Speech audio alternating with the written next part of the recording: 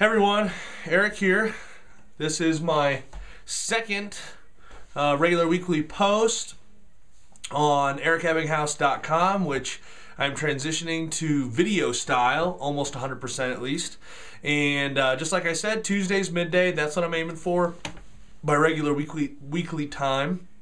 If the videos look raw, or if you can see me reaching around and you see my hand turning the camera on and off, I'm trying to get away with not editing these, so what you're seeing is completely what happens. It's all I do it live, and then in order to maximize my time, I just upload it directly to the blog, or directly to YouTube or Vidler, as you saw last week, so that it's really easy to just record it, upload it, and then I'm done, rather than having to spend time editing or anything like that. If I have longer ones and I need to cut stuff out so that it fits into the appropriate amount of time, then I'll be doing that. But a couple quick things on a personal note. If you're accustomed to getting a Christmas card or letter from us, last year I sent out postcards that had Brandy and Ruthie and I's picture on them so everybody could have a picture, and then had a link to the blog with a long written Christmas update. We're not going to do that this year.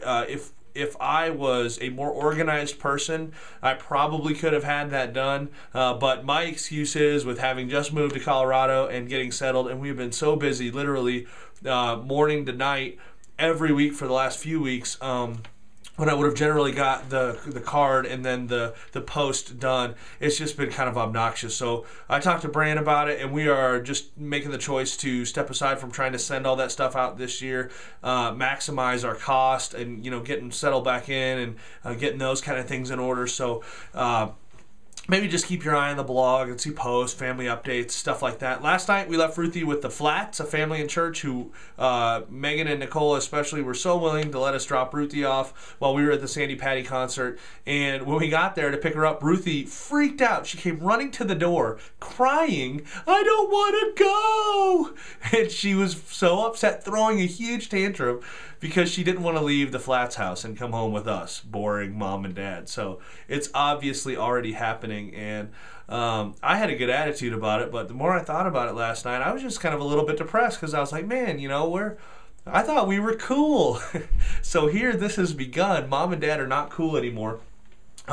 So just in order to finish in my time, I had a quick thought that I wanted to share for today's post, and that was one that's kind of central to everywhere in the world. No matter where you live, in the United States, overseas, whatever your situation is. I had the privilege of starting to travel when I was 16 years old. I had the opportunity to go on a mission trip to Russia, and my family, you guys are watching this, Nan, Uncle Bart, Aunt Charlotte, Aunt Joyce, Aunt Eileen, everybody, you remember in 1996, right after Flight 800 crashed off the coast of New York. Do you remember that, when it blew up and all that stuff happened? And then I announced that I was going to Russia just like a month after that, and how everybody thought I was crazy to be doing this. Why do we need to go to Russia? Why do you need to do this stuff? It just didn't really make good sense, I guess. But that kind of started this string of a realization to me that the world that I knew, what I was accustomed to in my life and in the places around me, was not it. It wasn't everything. It wasn't the way that everyone saw the world or the way that everyone acted. And so I got to go on this trip for 2 weeks. Changed the way that I looked at things, really started to change my life. And then through the course of graduating from high school and in college, I had numerous opportunities to travel to the Middle East and all over Europe, and then even to Asia there towards the end, and then Europe again after I graduated. And the opportunities to see the way that people are the same and the way that people are different.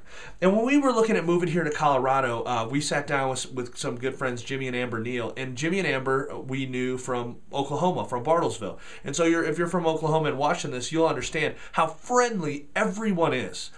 In Oklahoma, it's as if your family, even though you're not even complete strangers. Everybody gets a smile, everybody gets treated well, and I'm just making generalities here. Not everyone is like that, but it seems that way. There's just this general attitude of like and hospitality, and people get along and care about one another.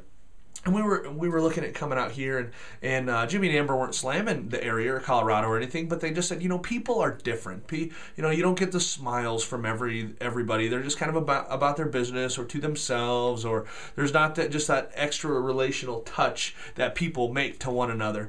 And so I started to think about it. I was like, there's no way it could be that different. There's no way that just several hundred miles apart, that there's that much of a difference in attitude in people. And so I started to try something. I thought, well, maybe people are only as friendly or caring as we let them be. Now, I'm not saying that Jimmy or Amber were wrong. They were making an observation, and the general initial attitude of people is different. It's not bad, it's just different. And but I wanted to see, maybe the way that people approach me is the first impression or the approach that I give to them. The joy that they see living inside of me maybe would change their reaction. And so I just sought out, and this is me anyway. I'm not a perfect person. I realize I'm entirely obnoxious and I do ridiculous things. But in this circumstance, I love people, and I'm a freak like that. I'm a little bit of a contradiction because I don't like crowds of people, but I like people, and I like being around people, and I like interacting. And so to see a complete stranger, and I just kind of, hey, how you doing? Offer a smile, handshake, ask a question, break the ice, something like that. It's just what I do. But one thing I noticed is, and I started to remember everywhere else that I had been, is that when I approached everyone, complete strangers, people that I knew alike, with that initial response of friendliness and warmth and just general happiness and appreciation for life, their response 90% of the time, that's not a scientific fact, I'm just estimating here, but most of the time, their response back to me is the same.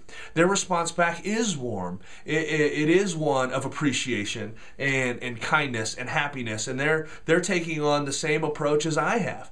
And it dawned on me that maybe it's just not the general attitude of people in response to me or the way I am, but it's the attitude of people towards others. I want to make somebody's day today. I'm going to smile at them.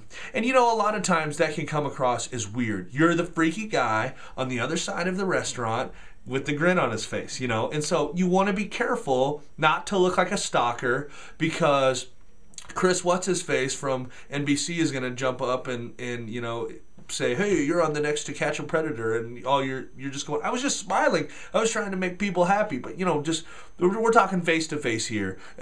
Initial conversation, reaction, and it's so easy in today's society because we enjoy being out. We enjoy eating out at restaurants, being out, shopping, whatever, around people. Maybe you don't enjoy that. I enjoy being out, going out, seeing people. And so there's that necessary reaction of, if you're in a restaurant, there's your server. If you're checking out at the store, there's the cashier. There's all of these huge opportunities to make someone's day. So I just want to encourage you. I've gone like 3 minutes over what I wanted to. I'm still getting the hang of this video thing. I want to encourage you. Well, how can you change your attitude on a day-to-day basis to approach people with the suggestion in mind that, I'm going to make somebody else happy today.